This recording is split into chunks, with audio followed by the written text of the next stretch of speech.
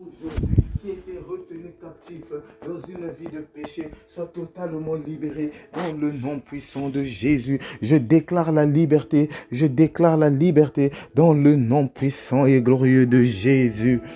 Alléluia, alléluia, alléluia.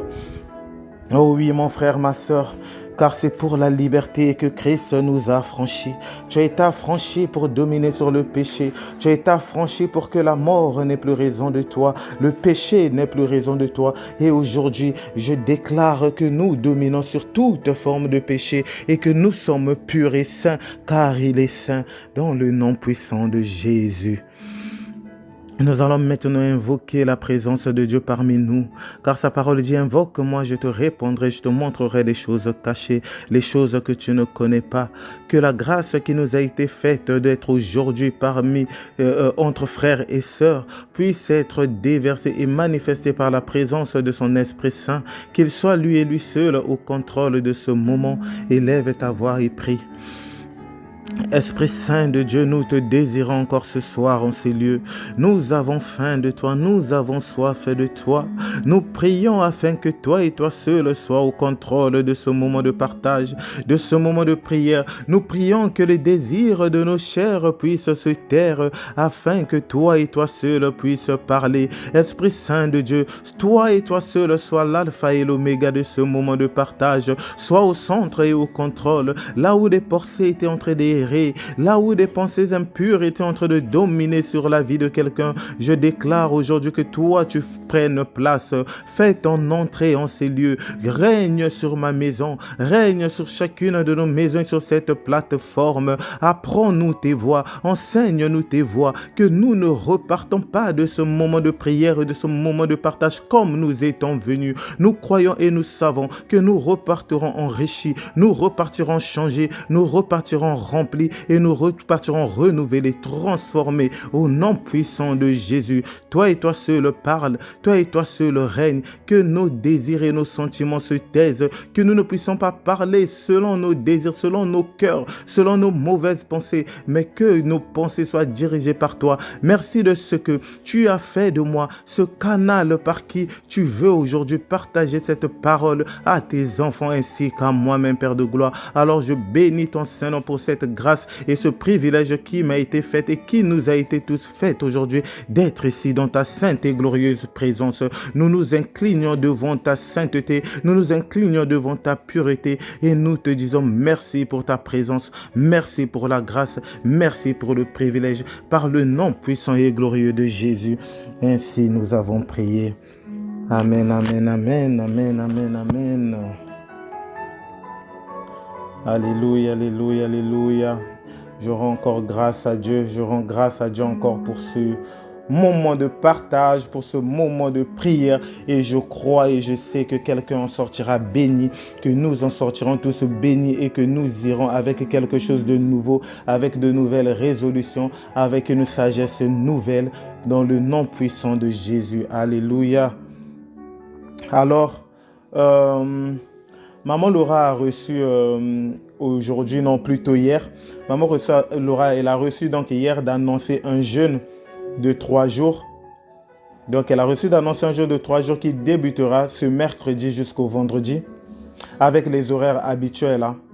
Et la clôture aura lieu donc de 17h à 18h. Tous ensemble ici réunis sur ce même lien sur Zoom. Et donc j'espère que toi aussi tu es aussi excité que nous pour ce privilège qui nous est fait de pouvoir chercher notre Dieu dans le jeûne. Amen. Ou alors ton amour pour la nourriture lutte avec ton amour pour Dieu. Je ne sais pas. Mais je crois que c'est un privilège et c'est une grâce et je bénis vraiment le nom du Seigneur. Alors pour tous ceux qui pourront vraiment se mettre en jeûne, nous rejoindre dans ce jeûne qui débutera donc ce mercredi jusqu'au vendredi. En tout cas, Dieu ne manquera pas de nous bénir, de bénir toutes ces personnes-là. Si tu ne peux pas aussi, ce n'est pas si grave, mais j'espère vraiment de tout cœur que le maximum de personnes vont rejoindre ce moment de jeûne et surtout dans les moments de prière que nous allons avoir. Donc, il y aura toujours les prières à 5 heures et puis on aura les prières de clôture à entre 17h et 18h qui seront guidées par Maman Laura. Et le soir, nous aurons notre temps de partage comme d'habitude. Amen. Et donc, voici donc les thèmes de ce jeûne. Les thèmes de ce jeûne que Maman Laura a reçus.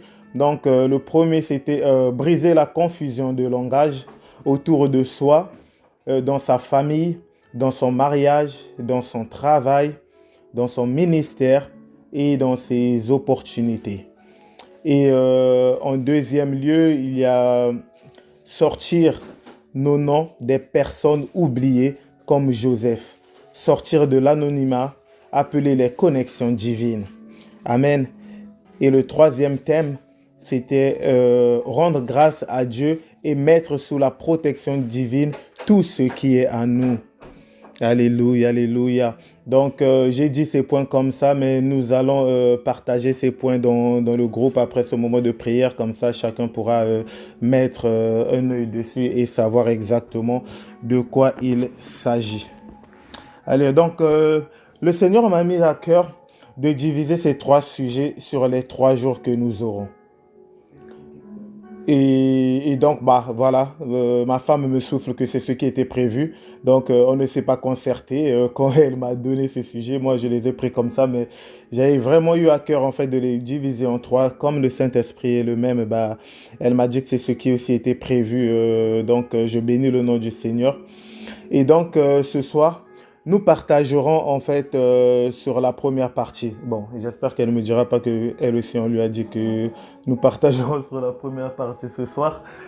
Et donc, la première partie, donc, je vais le relire pour nous le rappeler. C'est briser la confusion de langage autour de soi, dans sa famille, dans son mariage, dans son travail, son ministère, dans ses opportunités, et j'ai ajouté aussi opportunités ou encore dans ses affaires et aussi surtout dans sa destinée.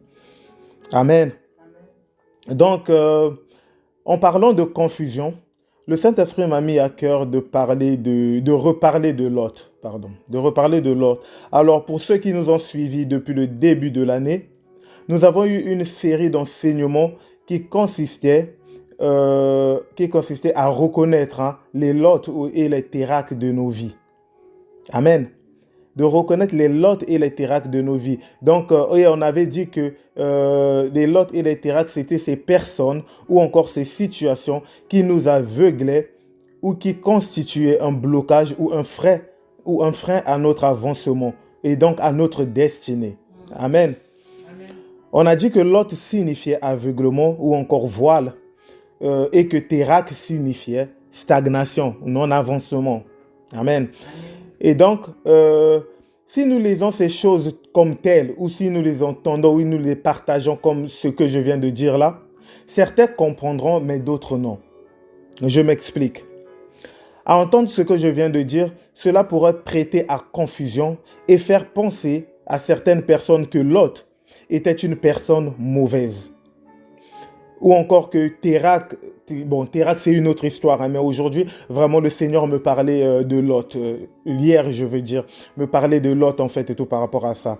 Et donc, pour reprendre donc ce que je disais, nous avons prié ici, là, on a crié, on a même eu des moments de partage, des moments de prière dans les vendredis que nous avons eus et tout ça. Et nous avons vraiment soupiré et nous avons demandé la capacité au Seigneur d'identifier les lots de nos vies.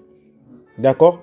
Et donc, on pourrait croire en fait et tout par notre manière de prier, comme quand nous étions en train de partager et de prier et de dire que genre qui est le lot et tout, nous allons détecter le lot de nos vies et nous allons nous éloigner de l'autre, nous allons détruire l'autre, nous allons vraiment faire tomber ce voile, nous allons faire tomber ce max. Chacun a formulé tout type de prière et tout. Et ça pourrait porter à croire en fait et tout pour quelqu'un qui n'était pas là, qui rentre dans la pièce, pourrait porter à croire et tout. Si on lui demandait, il pouvait dire ah mais l'autre c'est qui? C'est un sorcier? Tu vois, c'est qui Lot en fait et tout. Pourquoi ils sont en train de s'acharner sur ce Lot et tout, etc., etc. Tu vois. Et donc, pour ceux qui avaient compris, et nous, je pense que nous avions tous compris, quand nous étions en train de parler de ça, en fait, on ne pointait pas nécessairement Lot, mais on pointait en fait et tout la signification qu'il y avait derrière ce prénom, ce nom. Amen. Et donc, le Seigneur me disait de nous rappeler que le Lot de ta vie n'était pas nécessairement un sorcier ou une personne envieuse ou encore une personne jalouse. Donc, ça pourrait être le cas, mais pas toujours. Lot pourrait être justement ces personnes que je viens de décrire, mais pas toujours. Et donc, il me disait en fait et tout hier qu'il était plus facile de détecter ces personnes mauvaises et jalouses. Mais comment reconnaît-on une personne pourtant bonne, mais qui ne devrait pas faire mais avec qui nous ne devrions pas faire chemin ensemble? Amen.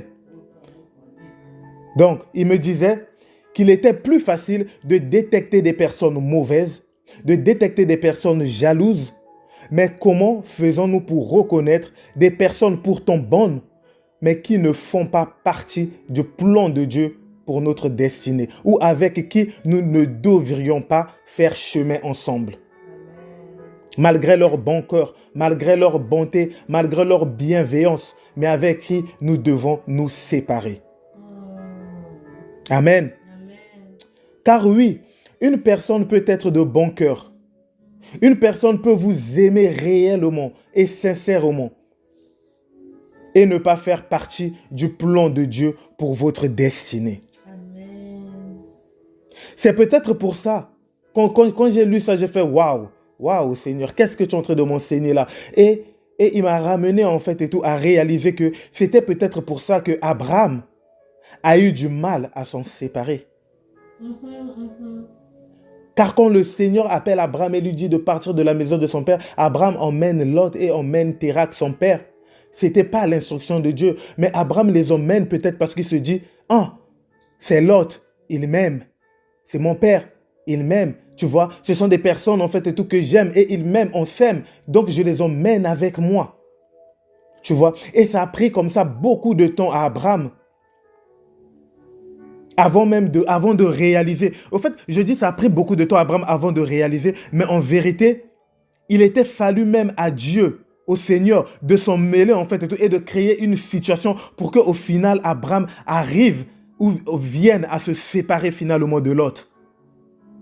Abraham ne s'est pas séparé de Lot en fait et tout de sa propre volonté. Parce que ce n'était que de sa propre volonté, car le Seigneur a attendu ce moment où Abraham allait finalement se séparer. Car si vous vous rappelez bien et que si vous étiez avec nous quand nous étions en train de partager, nous avons vu que Abraham avait perdu beaucoup de temps comme ça, alors qu'il était déjà sur le secteur de domination. Il était déjà sur son Canaan. Il était déjà à l'endroit où le Seigneur l'appelait à dominer. Mais à cause de la présence de Lot, à cause de la présence de Térak, Abraham ne réalisait pas en fait et tout là où il était. Il ne voyait pas encore là où il était. Mais pourquoi? Parce qu'il avait de l'amour pour ces personnes-là. Et ces personnes-là aussi l'aimaient réellement. Ces personnes n'étaient pas nécessairement jalouses en fait et tout d'Abraham. Amen. Et donc, j'ai envie de dire à quelqu'un, le Seigneur est en train de me dire, donc aujourd'hui, tu peux être dans une bonne affaire. Tu peux être dans un bon travail, dans une bonne collaboration.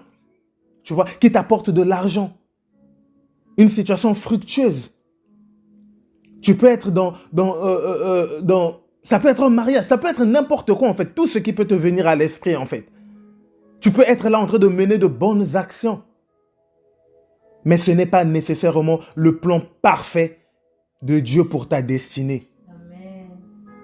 Et Dieu est en train de te dire que tu dois t'en séparer quand même. Imagine, tu es avec cet homme que tu aimes. Tu es avec cette fille ou cette femme que tu aimes. Mais Dieu te dit que tu dois quand même t'en séparer parce que ce n'est pas la personne parfaite pour toi. Amen. Ce n'est pas la personne parfaite pour toi. Cette personne n'est pas nécessairement mauvaise. Ah oui, comme nous l'avons dit plus tôt. Cette situation n'est pas nécessairement mauvaise. Tu peux être là, tu te dis, mais Dieu nous appelle à dominer, Dieu nous appelle à briller. Dieu, c'est lui en fait et tout, à qui appartient l'or et l'argent. Je suis dans une situation qui me rapporte beaucoup d'argent. Mais pourquoi je dois lâcher cette situation en fait? Est-ce que Dieu voudrait que je souffre? Mais alors que Dieu a prévu de meilleures choses pour toi en fait. Et que cette situation n'est pas nécessairement ta situation. Donc, l'autre n'est pas nécessairement une personne mauvaise. Cet homme, cette femme n'est pas nécessairement une mauvaise personne. Cet ami n'est pas nécessairement une personne, un ami jaloux. Mais ça peut être une personne juste, une personne bonne, une personne bienveillante comme nous l'avons dit. Mais une personne avec qui tu dois quand même te séparer. Prenons la parole, prenons 2 Pierre 2, versets 7 à 9. S'il y a quelqu'un qui peut nous partager 2 Pierre 2, versets 7 à 9. Je vais lire. Lot habitait au milieu des gens qui se conduisaient n'importe comment. Là, je suis en train de lire dans la version Parole de vie. Donc, il y a plusieurs versions. Donc, si quelqu'un peut partager, que le Seigneur vous bénisse. Donc, 2 Pierre 2, versets 7 à 9. Lot habitait au milieu des gens qui se conduisaient n'importe comment, ou encore mal. Mais lui-même était un homme juste. Écoutez bien, la parole de Dieu dit, Lot était un homme juste. Il était très triste à cause de leur conduite. En effet, il les voyait et il les entendait. Et jour après jour, son cœur d'homme juste souffrait beaucoup de leurs actions mauvaises. Mais Dieu l'a délivré de ces gens-là. Et au verset 9, il dit, « Cela montre donc que le Seigneur peut délivrer de la souffrance ceux qui lui sont fidèles. Et il peut garder en réserve les gens mauvais pour les punir le jour du jugement. » Lot ne faisait pas partie des plans de Dieu pour la punition. Dieu ne voulait pas punir Lot. Pourquoi? Parce que Lot n'était pas une personne mauvaise en soi. Lot s'est séparé d'Abraham parce que Lot ne faisait pas partie des plans de Dieu pour la vie d'Abraham, pour la destinée d'Abraham. Il n'était pas dans les plans de Dieu. Il fallait qu'il s'en sépare. J'ai envie de dire à quelqu'un ici, il y a des personnes que tu aimais peut-être et qui sont parties de ta vie. Tu te lamentes, des fois tu culpabilises, tu te dis cette personne était une bonne personne, ce gars était un bon gars, cette fille était une bonne fille, cette situation était une bonne situation. Aujourd'hui, je regrette. Pourquoi je me suis séparé de cette personne? Les gens parfois te font culpabiliser pour te dire, ah, vous voyez le sorcier partout, vous voyez des trucs, voilà, il y avait une bonne personne, il y avait une bonne situation, aujourd'hui tu as raté, mais j'ai envie de te dire, est-ce que ces personnes-là ou ces situations-là étaient nécessairement de bonnes situations pour ta destinée? Si Dieu a permis certaines séparations dans ta vie, arrête de te lamenter, arrête de culpabiliser, il s'avère... C'est peut-être parce que ces personnes-là ne faisaient pas partie du plan de Dieu pour ta vie. Amen. Et tu peux aussi te retrouver dans une situation où des personnes sont parties de ta vie et tu restes là, tu te dis, hey, merci Seigneur, les mauvaises personnes sont parties, il a enlevé des ronces de ma vie, il a enlevé des mauvaises personnes de ma vie. Non, mon frère, ma soeur, change de mentalité, change de pensée. Ces personnes n'étaient pas nécessairement mauvaises pour toi. Ces personnes n'étaient pas nécessairement mauvaises, mais elles étaient des personnes bonnes, mais elles n'étaient pas nécessairement bonnes pour ta situation, pour ta destinée. Le Seigneur les a peut-être séparés parce qu'il a aussi prévu de meilleures choses pour eux, pour elles, pour ces personnes-là, avec d'autres personnes. Amen. Et toi, il a prévu aussi de bonnes choses pour toi avec d'autres personnes. Donc, parce que des fois, on a l'impression que quand le Seigneur nous a séparés de certaines personnes, que ces personnes-là vont souffrir. Que ces personnes-là vont devenir des personnes tristes, vont devenir des personnes malheureuses parce que toi, tu sais que Dieu t'a appelé à des choses merveilleuses. Et comme il t'a détaché de quelqu'un, tu te dis que, si Dieu a de bons plans pour moi et qu'il m'a détaché de quelqu'un, ça veut dire que cette personne était une personne mauvaise. Alors, tu commences à regarder dans ton rétroviseur, tu commences à venir checker sur ses réseaux sociaux, tu commences à venir regarder pour voir en fait que cette personne est en train de chuter. Si cette personne, sa situation est en train de mal aller. Mais des fois, tu remarques comme ça, cette personne est heureuse. Cette personne va de gloire en gloire, de victoire en victoire. Sa vie aussi est en train d'avancer. Mais c'est tout simplement pour te dire que genre, non, le Seigneur ne t'a pas séparé pour cette personne parce que le Seigneur aussi avait des plans pour cette personne-là, mais qui ne t'incluait pas toi. Amen. Toi aussi, tu ne faisais pas partie des plans de Dieu pour la destinée de cette personne d'avec qui le Seigneur t'a séparé. De la même manière que cette personne, bonne, n'était pas dans les plans de Dieu pour ta destinée, c'est de la même manière que toi, tu n'étais pas importante pour les plans de Dieu, pour la destinée de cette personne. Donne-moi un amen, très bien. Amen. Amen. Alors, toute séparation n'est pas forcément une séparation qui signifie qu'une personne va perdre et une personne va gagner. Il y a des séparations qui font que tout le monde gagne. Amen. Amen. Il y a des victoires dans des séparations, tout comme il y a des victoires dans des défaites. Amen. Dans certaines défaites, il y a des victoires. Amen. Amen. Il y a des défaites qui arrivent dans ta vie pour révéler quelque chose en toi, Amen. une nouvelle personne en toi. Alléluia. Donc, des fois, on reste comme ça.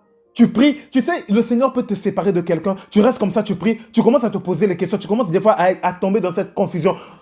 Le Seigneur a mis à cœur à maman Laura de dire que genre, de sortir dans la confusion, de vraiment cette confusion-là de tomber. Tu sais, des fois, tu peux tomber dans cette confusion de te dire que si cette personne est partie, peut-être que cette personne était sorcière, peut-être que cette personne était jalouse, peut-être que cette personne était un agent inconscient que le diable avait mis sur ma route pour me faire chuter. Mais maintenant, tu commences à prier même contre la personne. Tu commences à déclarer les choses même contre la personne, en fait. Et tu regardes, mais la personne est toujours dans la joie. La personne avance. Des fois, en fait, et tout, tu te fais de faux ennemis comme ça. Tu vois, tu commences à mal diriger tes prières. On croit que cette personne, c'était ton ennemi. Mais en vrai, non, non, non, non, cette personne n'était pas ton ennemi. C'était juste que cette personne doit se séparer. Des fois, même là où tu étais censé prier pour que la personne prospère, pour que la personne avance, tu commences des fois à prier pour détruire la personne. Ah, il m'a donné le pouvoir de marcher sur les serpents et les scorpions. Je t'écrase. Tu commences à écraser quelqu'un que Dieu a béni. Sans même te rendre compte. Mais regardez ce qui s'est passé plus tard avec Abraham. Malgré qu'il s'est séparé d'avec Lot. Ils se sont séparés. Mais plus tard, Lot, quand il a dû choisir, en fait, parce qu'Abraham l'a dit, choisis. Si tu vas à gauche, j'irai à droite. Si tu vas à droite, j'irai à gauche. Et Lot a choisi, en fait, et tout, là où il a vu qu'il avait la prospérité, là où pour lui, en fait, et tout, c'était une bonne terre. Et il s'est retrouvé à Sodome, hein, à Sodome, Gomorrhe et tout. Il s'est retrouvé là-bas. Mais quand j'ai lu 2 Pierre 2, versets 7 à 9 ici, là, en fait, cette situation est en train de parler de Lot qui s'est retrouvé. C'était là, Lot, après sa séparation avec Abraham, en fait. Donc, il s'est retrouvé dans une ville où des gens étaient en train de commettre des abominations, mais alors terribles. Et donc, le Seigneur voulait juger ce peuple. Il voulait détruire ce peuple. Et qui s'est retrouvé à plaider la cause de Lot? Abraham. La personne d'avec qui ils se sont séparés, Abraham s'est vu en train de plaider la cause de Lot. En fait, je ne vais pas en fait, beaucoup m'attarder dessus, mais pour ceux qui veulent vraiment lire, d'aller en fait, en Genèse 18. Si tu vas dans Genèse 18, je crois à partir du verset 23. Donc Genèse 18, s'il y a quelqu'un qui peut marquer ça en fait, et tout, ça sera pour ton temps de prière si tu veux vraiment en fait, et tout, comprendre cette partie en fait. Le Seigneur, quand il voulait détruire Sodome et Gomorrhe, Abraham savait que Lot se retrouvait là-bas. Et Abraham est en train de plaider la cause de Lot auprès de Dieu, à dire que mais Dieu, tu vas détruire vraiment tout ce peuple. Ne trouveras-tu pas 50 bonnes personnes? Et il a commencé à baisser, à diminuer. J'ai dit que je ne vais pas aller dessus en fait, donc je paraphrase en fait et tout, tu vois. Mais Abraham a dit à Dieu, regardez la question qu'Abraham a posée à Dieu dans Genèse 18, verset 23. Il a dit, Abraham s'approcha. Donc Genèse 18, verset 23. Abraham s'approcha et dit, feras-tu aussi périr le juste avec le méchant? Là, il se référait à Lot. Tant de fois nous avons été séparés de personnes, on pense que ces personnes étaient des personnes méchantes. Et quand on voit que le Seigneur est prêt à châtier un endroit où eux ils se trouvent, automatiquement on va se dire, ah voilà, le Seigneur est en train de détruire mes ennemis. Le Seigneur est en train de faire tomber mes ennemis. Mes ennemis sont en train de tomber sous la colère de Dieu. Alors que tu viens de rater une occasion d'intercéder pour cette personne avec qui le Seigneur vient de te séparer. Ah, dis avec moi, nous avons besoin du discernement. Nous avons besoin de sortir de la confusion. Nous avons besoin de sortir des préjugés. Nous avons besoin de sortir de cette mentalité qui prête à croire que les personnes avec qui le Seigneur nous a séparés sont forcément nos ennemis. C'est pour ça qu'il faut demander au Seigneur. Et j'ai envie de dire, oui, il y a des personnes en fait et tout qui sont dans cette configuration, mais pas toujours. C'est pour ça que nous avons besoin du Saint-Esprit de Dieu afin de distinguer, afin de reconnaître quelles sont ces personnes contre qui nous devons prier et ces personnes pour qui nous devons prier, tant combien même le Seigneur nous a séparés d'eux.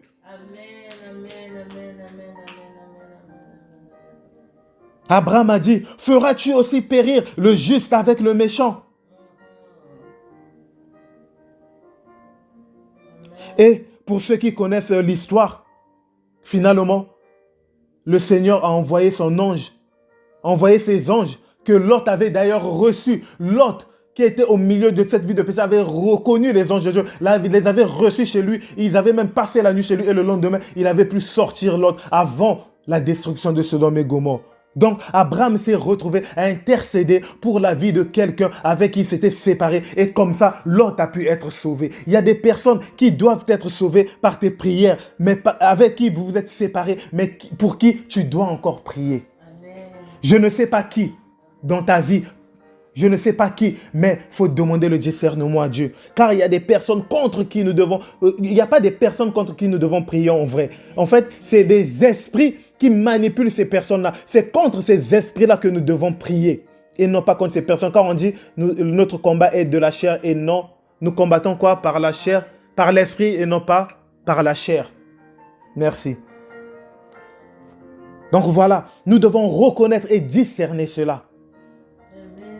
Si Abraham n'avait pas discerné cela, il n'aurait pas prié pour Lot. Et peut-être, qui sait, le Seigneur aurait peut-être détruit Sodome et Gomorrhe et Lot parmi ces personnes. Abraham, par sa prière, a rappelé à Dieu que Lot était une personne juste, était une personne intègre, était une personne qui aimait Dieu, était une personne qui a accepté que les anges de Dieu rentrent. Il a reconnu, il a su discerner les anges de Dieu et il les a laissés dormir chez lui. Combien d'entre nous les auraient fermé la porte? Amen. Quand il m'a dit ça, j'ai béni le nom du Seigneur. J'ai dit waouh, gloire à Dieu. La profondeur de ce qu'il a dit. Je ne sais pas si tu réalises en fait et tout, la profondeur de ce que Dieu est en train de nous dire. Il est en train de te faire réaliser. Alors j'ai envie que quelqu'un aujourd'hui fasse le rétroviseur en fait et tout et voit toutes ces personnes avec qui on s'est séparés. Que Dieu a permis la séparation. On ne s'accroche pas aux personnes parce que on les aime. L'amour seul ne suffit pas toujours. Parce qu'on les aime ou ces personnes nous aiment. Dieu, des fois, peut te demander de prendre des décisions difficiles. Mais c'est pour ton bien. Et c'est aussi des fois pour le bien de cette personne-là. Dieu n'est pas un Dieu de division. Mais Dieu permet des fois la séparation. Amen. Amen. Je ne sais pas la situation dans laquelle tu te trouves. Peut-être que Dieu est en train de te parler depuis un certain moment et que tu ignores sa voix. Peut-être que Dieu est en train de te dire que cette situation n'est pas ta situation d'en sortir, mais tu t'es tellement habitué à la situation. Tu es tellement resté dans la situation que tu as peur, que tu ne veux pas partir. Dieu a prévu de meilleures choses pour toi. Amen. Et Dieu a prévu aussi de meilleures choses pour cette personne-là. Alors ça, c'était une des choses que le Seigneur est en train de me rappeler par rapport à sortir de la confusion, par rapport à restaurer. Parce que, en fait, ce que j'ai entendu dans mon esprit en premier, c'était qu'il fallait restaurer l'image de Lot. Car il y a certaines personnes qui peut-être, en fait, et tout, avaient une mauvaise image de Lot. Amen. Amen. Et la deuxième partie que le Seigneur m'a mis à cœur de partager avec nous ce soir, c'était de lui faire confiance à lui quand il s'agit de cette situation de confiance, de famille, d'amitié, de destinée. Et ça sera vraiment, comme j'ai dit, le focus de notre premier jour de jeûne, le mercredi. Et il me reparlait encore de la solution d'en bas et non pas la solution d'en haut. Pourquoi je dis la solution d'en bas et non pas la solution d'en haut? Parce que depuis le début de l'année, nous avons parlé des choses d'en haut et non pas les choses d'en bas. Mais j'ai commencé par la solution d'en bas et non pas la solution d'en haut. C'est-à-dire, trop souvent, nous regardons aux solutions des hommes qu'à la solution de Dieu. Il est rappelé encore et toujours par rapport à ça en fait. Il disait, les hommes peuvent nous conseiller pour des solutions temporaires. Ou même pire, les hommes peuvent avoir la bonne volonté de nous conseiller, mais et leurs conseils peuvent aussi nous causer du tort. Combien de fois on nous a déjà conseillé dans des histoires de couple, ou même toi-même tu t'es déjà retrouvé à conseiller quelqu'un dans une situation de couple, et que tes conseils n'ont pas eu le résultat escompté. Et que tes conseils ont apporté encore plus de troubles qu'il y avait déjà dans la situation.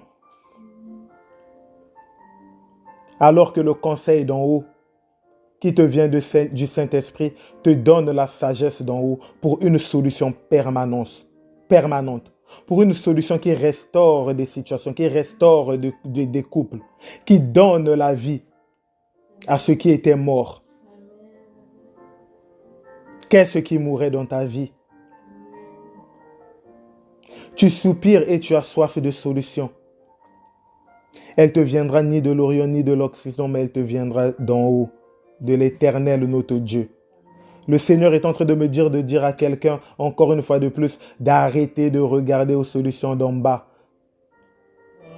mais de regarder aux solutions d'en haut. Nous avons partagé et nous avons vu ensemble que tant que Pierre avait les yeux fixés sur Dieu et sur sa parole, il a pu dompter l'eau et le vent. Il y avait une forte tempête, mais Pierre s'est quand même avancé jusqu'à ce qu'un bruit lui fasse enlever les yeux sur Dieu et de regarder à sa réalité. Et à ce moment-là, nous avons vu que Pierre avait commencé à couler et que Dieu était obligé de lui venir en aide. Pourquoi as-tu douté, homme de peu de foi? Dieu nous appelle à avoir beaucoup de foi à lui, car il est impossible de plaire à Dieu sans la foi. Voici ce que Dieu m'a dit pour nous encore ce soir. Quand Dieu nous appelle, il nous demande de porter notre croix aussi. C'est-à-dire que la route ne sera pas calme. Il n'avait jamais dit à Pierre que la tempête s'arrêterait ou que le vent arrêterait de souffler quand il lui avait demandé de quitter la barque et de le rejoindre. Amen. Le drame, c'est que nous pensons que comme c'est Dieu qui m'a convaincu que c'est l'homme ou la femme de ma vie, alors tout ira bien. Il n'y aura pas de dispute, il n'y aura pas de complications. Comme c'est Dieu qui m'a appelé à cette affaire, on ne pourra pas m'escroquer. Je ne pourrai pas faire faillite. Je ne pourrai pas perdre de l'argent. Comme c'est Dieu qui m'a mis dans cette famille, il n'y aura pas de combat. Il n'y aura pas des sauts d'humeur. Tout sera parfait. Dans nos démarches de mariage, en parlant en fait dans une situation de couple, des fois on pense que les hommes ne s'opposeront pas car le ciel a validé. Qui a déjà entendu ce genre de truc? Ah, Dieu a déjà fait, Dieu a déjà validé, les hommes ne peuvent pas s'opposer, mes voix sont déjà ouvertes, Dieu a déjà parlé. Erreur mon frère, erreur ma sœur. Le Christ lui-même avait une mission précise, approuvée par le ciel. Mais toujours est-il que les hommes se sont opposés à lui. Toujours est-il que parmi ses disciples, il avait un Judas.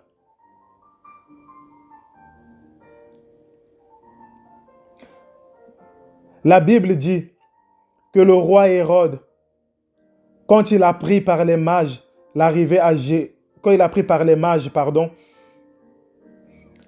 Jérusalem, donc les mages étaient arrivés à Jérusalem et c'était eux qui ont appris au roi qu'un roi juif venait de naître. La Bible dit que le roi fit ensuite chercher l'enfant car il voyait en lui un concurrent susceptible de lui ravir son trône. Mon frère, ma sœur, il ordonna la mort de tous les enfants jusqu'à 2 ans dans tout Bethléem, tellement sa colère était grande contre un innocent. Combien de vies, à ton avis, a été perdu suite à ça? Imagine-toi un peu que tu sois marié. Ma soeur, je veux que de là où tu es là, par procuration, imagine-toi un peu que tu sois marié. Tu as toi-même vu l'ange de Dieu te dire que tu enfanterais le Messie. Et Marie a demandé à l'ange de Dieu, comment cela se ferait-il? Marie a eu la sagesse de demander comment cela se ferait-il. Mais même dans la réponse de l'ange de Dieu, il ne lui avait pas dit tous les challenges que Marie allait rencontrer en fait. Il ne lui avait pas dit tous les challenges que Marie allait rencontrer. Donc lisons la parole dans Luc 1, verset 34. S'il y a quelqu'un qui peut nous partager, Luc 1, verset 34 dit, Marie dit à l'ange, comment cela se ferait-il, puisque je ne connais point d'homme? Comment cela se ferait-il, puisque je ne connais point d'homme? J'avais déjà partagé ici, en fait, et tout, que si Marie n'avait pas demandé à l'ange de Dieu, qui lui a annoncé qu'elle enfanterait, comme elle était fiancée à Joseph, elle se serait peut-être dit, ah, bon là, ça veut dire que je dois aller m'accoupler avec mon fiancé pour avoir un enfant parce qu'on m'a annoncé que j'enfanterais le Messie. Encore une autre confusion qui aurait pu être le partage de Marie. Combien de fois nous ici, on a reçu les messages clairs de Dieu, mais on n'a pas demandé comment cela se ferait-il et nous sommes tombés en fait et tout dans n'importe quoi. Croyons que nous étions dans la volonté parfaite de Dieu. À cette époque-là, il n'y avait jamais encore eu l'Immaculée Conception, mais jusqu'à même maintenant, en fait, et tout. Il n'y a jamais eu cela. Amen. Donc, Marie demande à l'ange de Dieu, comment cela se ferait-il? Écoutez la réponse de Dieu. Car oui, dans l'Ancien Testament, quand on dit l'ange de Dieu, on parle de Dieu. Amen. C'est Dieu lui-même. Donc, voici la réponse de Dieu dans le verset suivant, donc le verset 35. L'ange lui répondit, le Saint-Esprit viendra sur toi et la puissance du Très-Haut te couvrira de son ombre. C'est pourquoi le Saint-Enfant qui naîtra de toi sera appelé Fils de Dieu.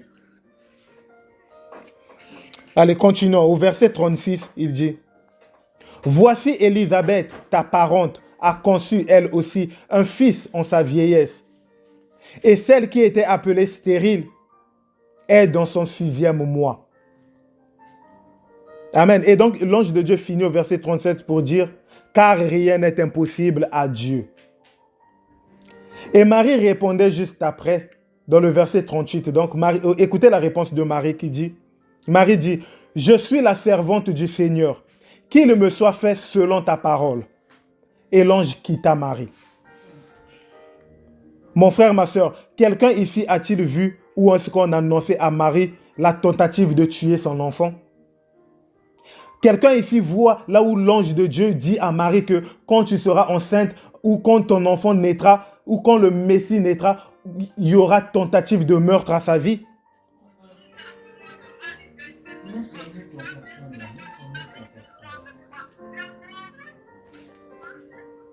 Nulle part on le dit. Nulle part Dieu annonce ça à Marie. Ou encore, on ne lui dit même pas qu'ils allaient être amenés à quitter leur ville pour aller finir à Bethléem. Dans une étable, je sais même pas si une étable, je ne sais pas, bref. Dans un poulailler, vulgairement. Donc, j'imagine un peu, et toujours ma soeur, mettez-vous en fait et tout à la place de Marie. On t'annonce que ton fils sera un président, sera un ministre, un grand homme d'affaires, un serviteur de Dieu. Mais quelque temps après, ton fiancé te plaque. Femme adultère. Il te traite de femme adultère, de femme infidèle. Pour tout le monde, tu as trompé ton futur mari. Tu as trompé ton futur mari qui attendait sagement votre mariage afin de le consommer. Car oui, Joseph, apprenant la grossesse de Marie, ne voulait plus être avec elle. Parce que oui, Marie, nous savons comment et toujours elle a eu sa grossesse. Quand je lisais ça hier, j'étais en train d'imaginer en fait tous nos frères d'aujourd'hui. Imagine-toi en fait et tout, dans nos temps présents d'aujourd'hui, un homme qui a fait les démarches, qui a payé la liste de la dot. Il a tout acheté. Il a tout supporté tout seul. Surtout si Marie était une Larry. Imaginez si Marie était une Larry. Donc imaginez vous-même toujours la liste, comment elle était salée. Pour Joseph.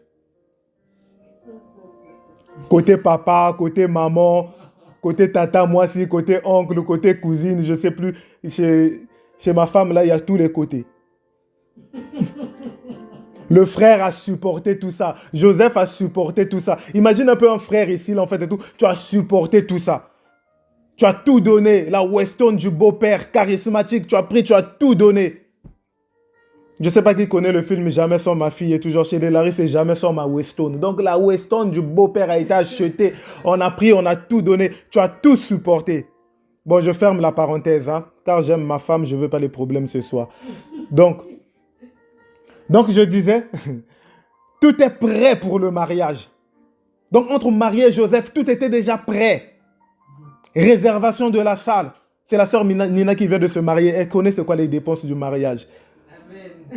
Réservation de la salle, les vêtements de monsieur, les vêtements de madame, tout était prêt. Les 50 témoins aussi, dirigés par la sœur Galène. Tous étaient sapés. La sœur Galène, c'est la dirigeante de tous les témoins. La parenthèse. Donc imaginez aujourd'hui, surtout le nombre de témoins, là, et toujours aujourd'hui, il y a même 50 témoins pour les mariages. Donc imaginez seulement, le frère a supporté. Donc il a supporté les dépenses. Donc la date a été déjà annoncée. On savait déjà que, donc, hein, on est considéré le 29 avril, le 29 mai 1900, tout, mariage Marie-Joseph, mariage et tout, la sœur Nina et son nom, mariage maman Laura, papa. Donc, on savait déjà la date. Mais seulement, voilà, la sœur Marie qui débarque. La Sainte Nitouche, comme on dit vulgairement, la Vierge Marie. Imagine-toi, ma sœur, être Marie. Seulement dans l'imagination. Imagine-toi être marié en fait et tout. Tu arrives et tu dis à ton fiancé. Tu dois annoncer à ton fiancé que tu es enceinte. À quelques temps du mariage, à un mois du mariage, disons à quelques semaines du mariage. Donc les gens sont déjà prêts. Il y a déjà l'excitation de la famille, de la belle famille, les amis. Donc il y a déjà toute cette excitation. Toi tu es tombée enceinte. Et tu dois venir l'annoncer. Bon, comme on a dit que la sœur Marie était Larry et tout. Imagine, donc la sœur est toujours vient annoncer, toujours chérie.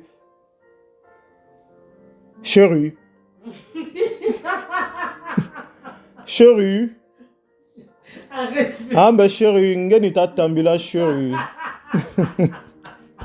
Ah Seigneur, j'imagine la tête du frère en fait, de tout qui est assis là et tout genre, tu sais, quand toi-même tu es tombé là, tu es là, ma soeur, tu ne sais pas comment parler, tu cherches en fait et tout, donc, hein, à adoucir son cœur et tout, genre donc encore, les Larry et tout, genre, quand ils doivent rentrer dans la tendresse là et tout, donc, hein. Ah, mais chérie, Zakala, ta zonjako, chérie.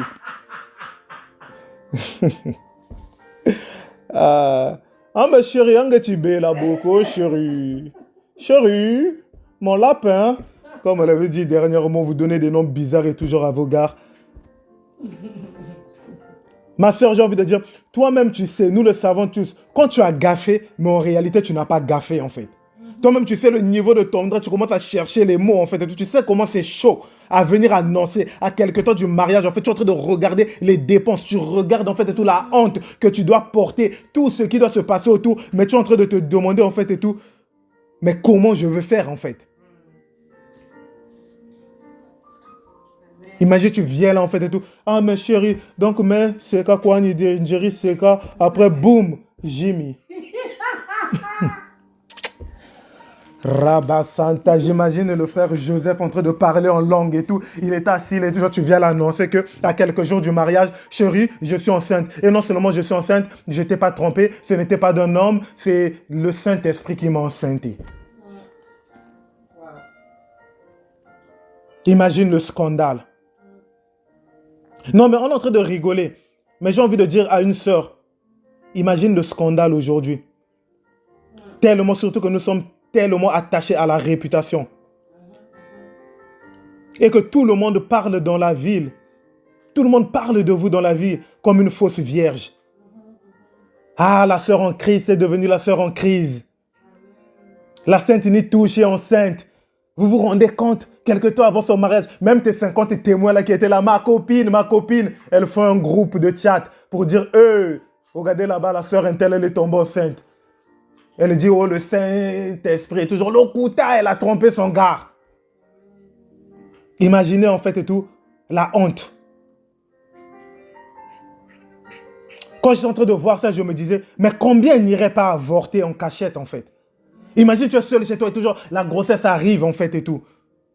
Alors que c'est le Seigneur qui t'a dit que tu allais enfanter du Messie. La grossesse allait arriver comme ça. L'Esprit de Dieu allait descendre sur toi et tu allais tomber enceinte. Combien par honte et à cause de la réaction des hommes, des yeux des hommes, du regard des hommes, ne serait pas parti peut-être avorter en cachette et tuer le Christ? Ou même se suicider, comme dit ma femme. Combien ne douterait pas d'avoir entendu la voix de Dieu? Confusion totale. L'ange ne m'avait pas dit ça. Ce n'était pas dans le contrat. Est-ce que c'était vraiment Dieu qui m'avait parlé? Est-ce que j'avais vraiment entendu la voix de Dieu? Toutes les questions du monde commencent à s'enchaîner dans ta tête. Toutes les questions du monde, tu commences à te dire, est-ce que Dieu peut venir me dire quelque chose et que je puisse subir une telle humiliation? Mon fiancé me plaque. Voilà Joseph qui a décidé d'annuler les démarches de mariage, tout. Il ne veut plus rien avoir, il ne veut plus se marier. Tout le monde se moque de toi. Ton père t'appelle, te dit, ma fille, tu m'as déçu. Ta belle-mère, surtout les belles-mères, surtout si elle avait dit, ah mon fils, je ne suis pas sûre, elle t'appelle pour dire, ah je savais que tu étais une sorcière. Tu n'étais pas la femme de mon fils. La honte. Mais des fois, Dieu ne nous dit pas toutes ces choses. Pourquoi? Parce que Dieu sait que des fois, nous ne sommes pas prêts à entendre toutes ces choses. Amen. Ta dimension spirituelle est encore trop faible. Mais Dieu, dans sa miséricorde et dans son infinie sagesse, te donne une parole. Il te donne sa parole. Il te donne une promesse. Il te donne sa promesse.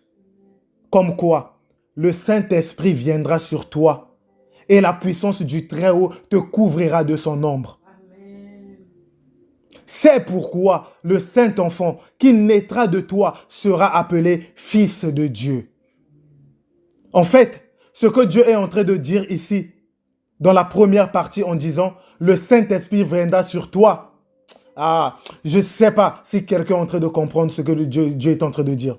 Le Saint-Esprit viendra sur toi et la puissance du Très-Haut te couvrira de son ombre. En gros, si je t'ai donné le Saint-Esprit, alors je t'ai tout donné. Amen. Et surtout, je t'ai déjà tout dit. Amen. Et il ajoute en disant, et la puissance du Très-Haut te couvrira de son ombre. Comme à Pierre, il était en train de dire à Marie de ne pas regarder la tempête, mais de regarder Dieu au travers de son Esprit Saint qui lui a dit qu'il descendra sur elle. Amen. Il annonçait déjà que Joseph la rejetterait pendant un moment. Que la honte serait son partage pendant un moment. Que sa belle famille, ou que ta belle famille, comme on a dit de t'approprier Marie, que ta belle famille et même la tienne se moquera de toi pendant un moment. Les témoins de ton mariage se moqueront de toi. Tu seras traité de femme infidèle, de femme adultère pendant un moment. Remarquez qu'à chaque fois, j'ai dit pendant un moment. Car oui, cette situation ne sera pas toujours la même. Amen. Et le jour viendra où ils te reconnaîtront à ta juste valeur. Amen. Ils te reconnaîtront selon ce que t'a dit Dieu dans le lieu secret. Amen. Alléluia, je sais. Qu'est-ce que Dieu t'a dit, mon frère? Qu'est-ce qu'il t'a dit, ma sœur? Accroche-toi à ça et pas aux critiques des hommes, ni à leurs insultes. car ils changeront leur langage quand le Christ va naître et grandir. Amen. Ces personnes qui t'ont critiqué aujourd'hui, à cause de la grossesse que Dieu a mis en toi, ces personnes qui t'ont traité d'infidèle, ces personnes qui ont dit tu as changé de forme, tu as changé de comportement, tu as un masque de grossesse, tu es devenu bizarre. Ces personnes-là changeront leur langage quand le Christ naîtra et quand le Christ grandira. Amen. Pourquoi? Car un jour, ils auront besoin de ton fils pour mourir à la croix pour eux. Amen. Amen. Car un jour, ils auront besoin de ton fils pour multiplier le vin qui manque à leur fête. Amen. Merci Seigneur. Amen. Ils viendront vers toi et ce sera toi, la mère du Christ, qui demandera à ton fils de multiplier le vin pour qu'eux ils puissent boire et célébrer pour leur fête, alors qu'ils s'étaient moqués de cette même grossesse, alors qu'ils avaient dit que tu étais une femme infidèle à cause de même cette grossesse, alors qu'à cause de toi, les péchés du monde leur sera pardonné à cause... je ne sais pas si quelqu'un est en train de comprendre. Les condamnations de ta famille vont tomber à cause de cette grossesse que hier on s'était moqué de toi. Amen. Merci. Amen. Amen. Et là, ils se rappelleront eux-mêmes de leurs insultes à ton égard. J'ai envie de dire à quelqu'un, le Seigneur va confondre toutes ces personnes qui se sont moquées de ta situation. Amen. Alléluia. Je saisis cela. Amen. J'ai envie de te dire, toi aussi tu as une grossesse, mon frère. Oui, mon frère, toi aussi tu as une grossesse. Ma soeur, toi aussi tu as une grossesse. Amen. Elle n'est pas encore arrivée à terme. Alors attends ton heure. Ne sois pas pressé. Laisse Dieu te former. Laisse l'enfant grandir. Laisse le Christ se former.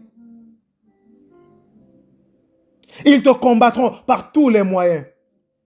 Ils combattront par tous les moyens ce que Dieu a mis en toi. Hérode voudra tuer ce que Dieu a mis en toi.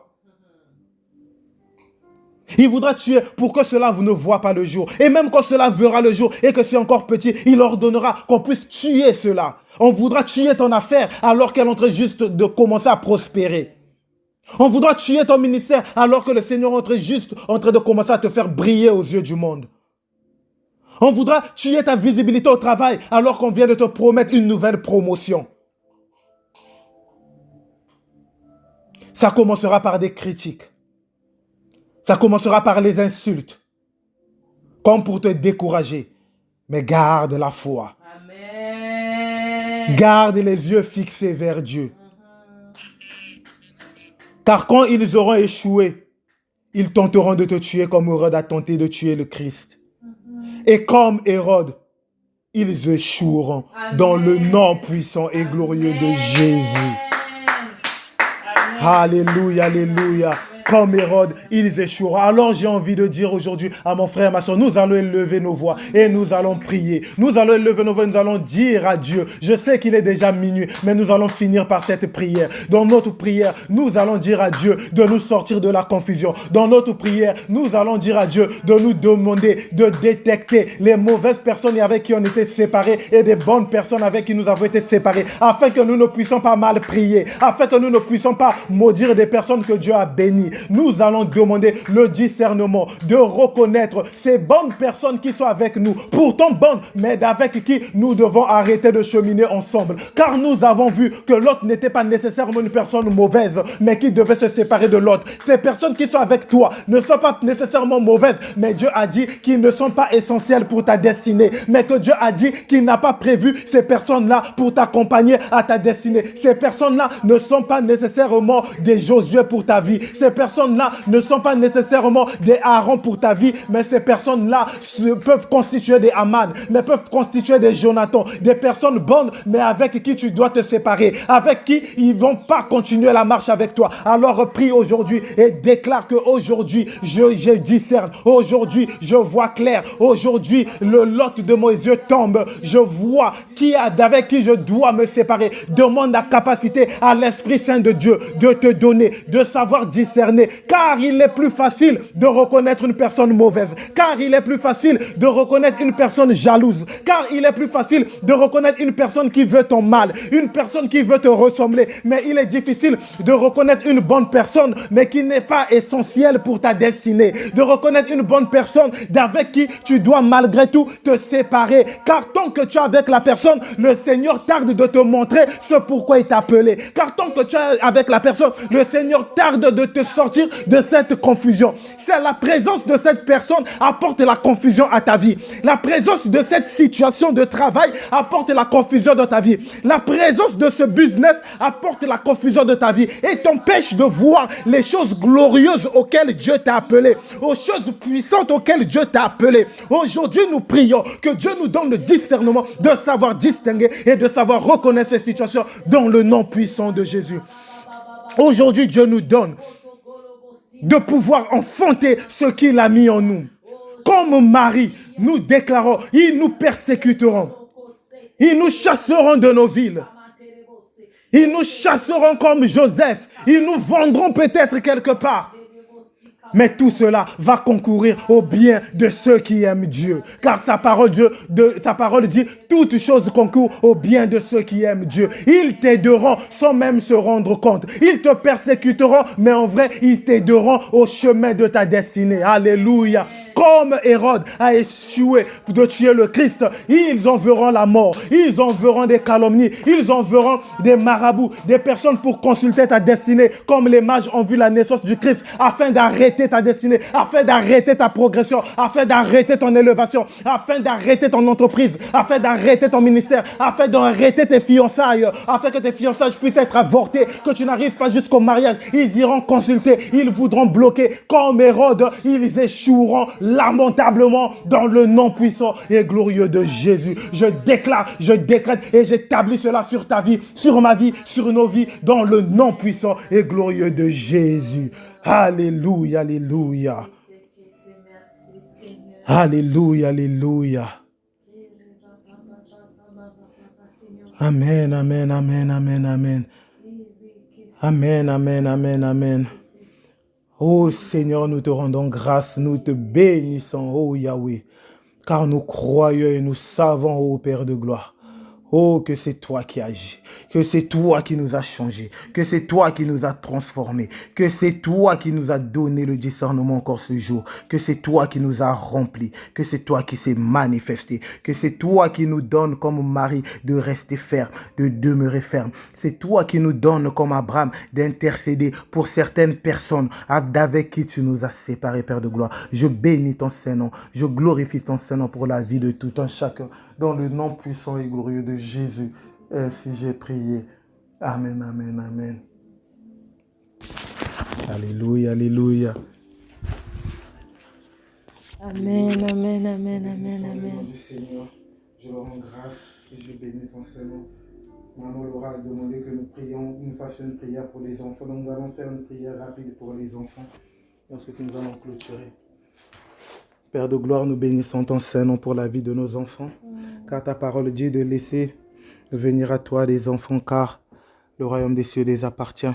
Nous recommandons tous les enfants entre tes saintes mains, tous les enfants que Hérode a prévu de tuer, que Hérode a prévu de mener la vie dure, tous les enfants que Hérode veut annuler ou éliminer la destinée, ne veut pas les voir grandir.